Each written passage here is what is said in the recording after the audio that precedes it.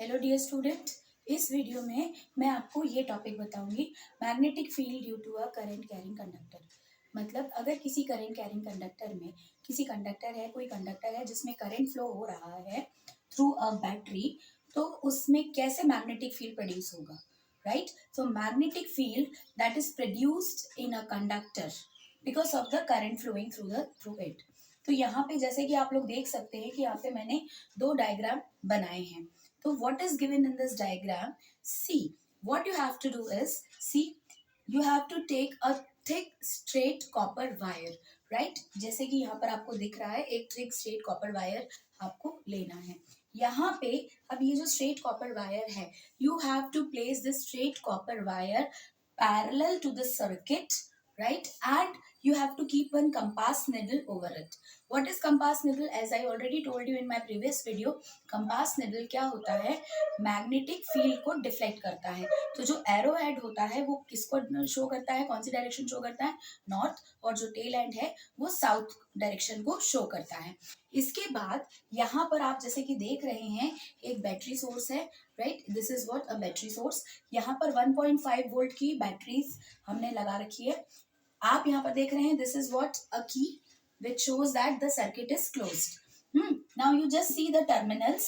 This is positive terminal and the negative terminal, and as the direction it shows the direction of flow of current, that is from positive to negative side. यहाँ पे we have to observe the direction of the deflection of the north pole of the needle, right? So if the current flows from this north to south, यहाँ पर आप देख रहे हैं कि जो करंट नॉर्थ से साउथ की, ये this is the direction and you just C.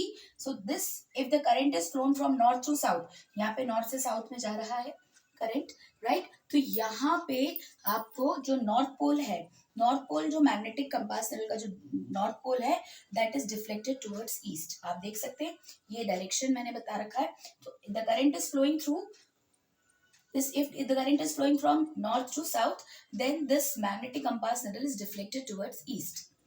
Now if you change the direction of the current in this circuit diagram, you just see, if you change the direction of the current, see the terminals, it is changed, right? Now if you replace this cell connection of the circuit, now this would deflect.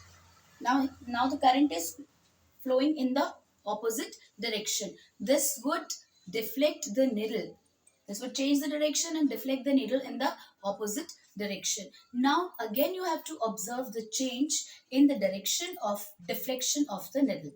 You will see that now the needle is deflected towards the west direction, right? When you change the direction, now the current is flowing from south to north, and now the needle is deflected in the opposite direction.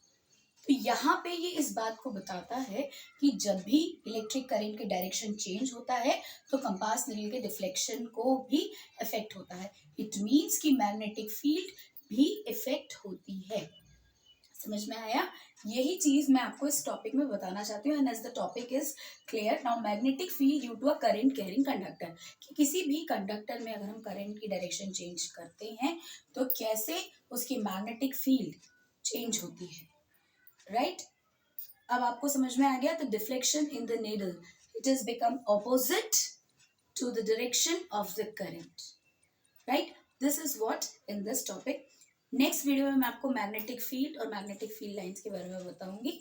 तब तक के लिए आप इस channel को देखते रहिए, videos को देखते रहिए, लाइक करिए, मैसेज करिए, सब्सक्राइब करिए और शेयर करिए। Bye bye.